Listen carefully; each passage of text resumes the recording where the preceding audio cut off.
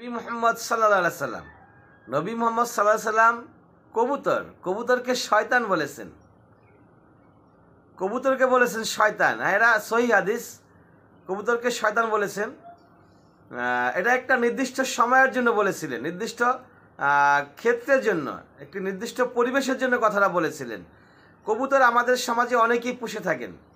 এরা একটা চমৎকার একটা পাখি, দেখতে খুব সুন্দর লাগে। বিভিন্ন প্রজাতির কবুতর রয়েছেন।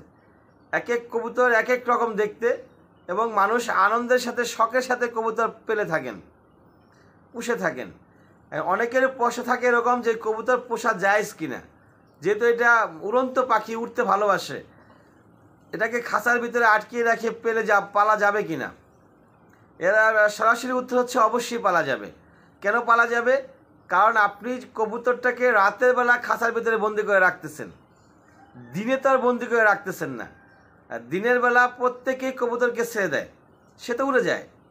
দিনের বেলা যখন আপনি ছেড়ে দেন, কবুতরটা কিন্তু উড়ে চলে গেল, সে তার মনের মতো স্বাধীনভাবে সে ঘুরে বেড়ালো। এবং বিকালবেলা অথবা একটু ঘুরে গেলে আবার সে ফেরত আসলো।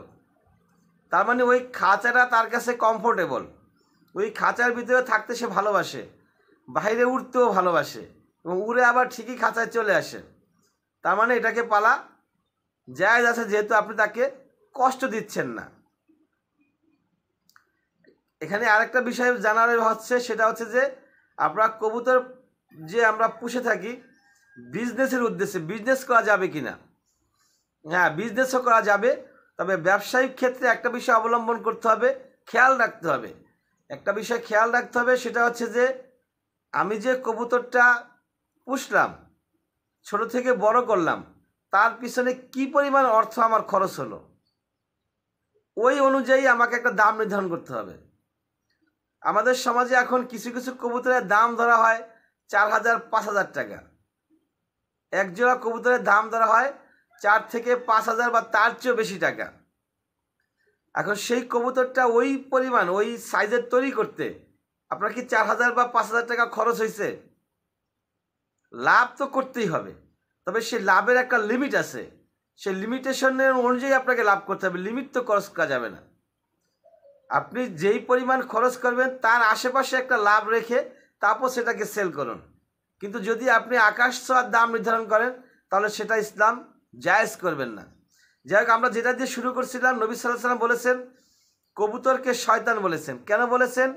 একবার নবী সাল্লাল্লাহু আলাইহি সাল্লাম দেখতে পেলেন একজন ব্যক্তি একটি কবুতরের পিছনে দৌড়াচ্ছে, মানে কবুতরকে নিয়ে সে খেলতেছে, খেলতে খেলতে দৌড়াইতে দৌড়াইতে খেলাধুলার মধ্যে ব্যস্ত আছে।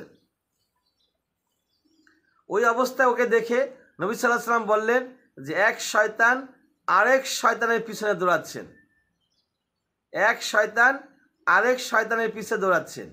সাহাবীরা জানতে চাইলে বললেন, নবী সাল্লাল্লাহু আলাইহি সাল্লাম উত্তরে বললেন, তার ভিতরে সে নামাজকে ভুলে গেছে, সে ইবাদতকে ভুলে গেছে, সে আল্লাহকে ভুলে গেছে, আল্লাহ রাসূলকে ভুলে গেছে। ভুলে গিয়ে সে নামাজ বাদ দিয়ে সে এখন কবুতরের পিছনে দৌড়াচ্ছে। তার মানে তার ভিতরে শয়তান ভর করছে, কবুতরের ভিতরেও শয়তান ভর করছে, ইবাদত থেকে দূরে সরে চলে যাচ্ছে। সেজন্য ওই সময়টুকুর জন্য বলেছিলেন যে এক শয়তান আরেক শয়তানের পিছনে দৌড়াচ্ছে। তার মানে এটা দিয়ে সমস্ত কবুতরকে ইঙ্গিত করা হয় নাই, শুধু ওই একজন ব্যক্তি এবং একটা কবুতরকে ইঙ্গিত করা হয়েছে। মানে এটা মূলত ওই ব্যক্তির দোষ। ওই ব্যক্তি কেন নামাজ বাদ দিয়ে, নামাজের প্রতি উদাসীন হয়ে কবুতরের পিছনে দৌড়াচ্ছেন। সেজন্য নবী সাল্লাল্লাহু আলাইহি সাল্লাম উভয়কেই শয়তান বলেছেন। ওয়া আখির দাওয়ানা আলহামদুলিল্লাহি রাব্বিল আলামিন।